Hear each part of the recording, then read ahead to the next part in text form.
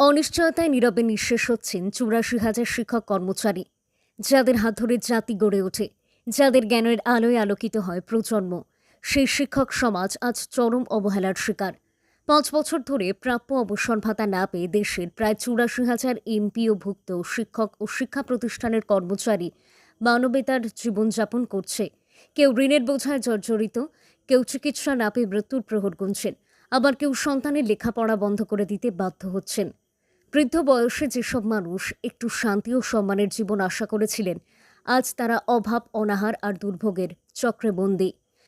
পরিকল্পনা উপদেষ্টা ডক্টর ওয়াহিদ উদ্দিন মাহমুদ জানিয়েছেন, এমপিওভুক্ত শিক্ষকদের অবসর তহবিল থেকে ৬০ থেকে ৮,০০০ কোটি টাকা লোপাট হয়েছে। একটি দেউলিয়া হয়ে যাওয়া ব্যাংকে জমাকৃত টাকাও হারিয়ে গেছে।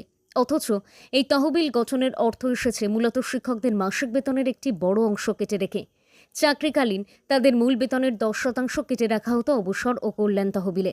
এমনকি শিক্ষার্থীদের থেকেও বছরে নির্দিষ্ট হারে টাকা দেওয়া হয়েছে। অবসরের পর একজন শিক্ষক সাধারণত ১২ লাখ টাকা পেয়ে থাকেন। কলেজের অধ্যক্ষ পেয়ে থাকেন সর্বোচ্চ ৩৫ লাখ পর্যন্ত। কিন্তু এখন বছরের পর বছর কেটে গেলেও তারা একটি টাকাও হাতে পাচ্ছেন না।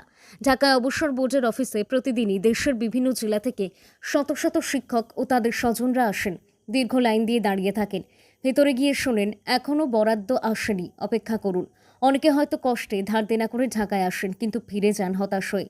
২০২০ সালে অবসরে যাওয়া কুড়িগ্রামের শিক্ষক গাজীউর রহমান কিংবা শরীয়তপুরের কর্মচারী রাশিদা বেগমের মতো অসংখ্য মানুষ রয়েছেন, যাদের জীবন থমকে আছে অবসর ভাতা না পাওয়ার কারণে।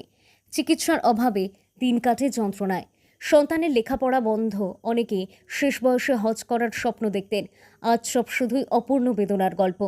যাদের হাত ধরে জাতির স্বপ্ন দেখেন, তারা আজ নিঃস্ব, নিরাশা।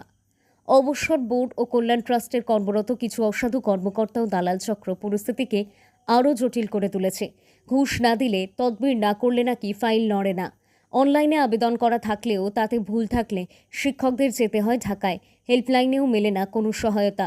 অনেক শিক্ষক বলেন, তারা যেন এক জীবনে দুবার যুদ্ধ করছেন, একবার জাতিকে গড়তে গিয়ে আর আরেকবার নিজেদের প্রাপ্য পাওয়ার জন্য। এভাবে আর কতকাল? শিক্ষক সমাজের প্রতি এমন অবহেলা জাতির জন্য লজ্জার। শিক্ষা মন্ত্রণালয়, অবসর বোর্ড, কল্যাণ ট্রাস্ট সব জায়গায় জবাবদিহি নিশ্চিত না হলে এ সংকট বাড়তেই থাকবে।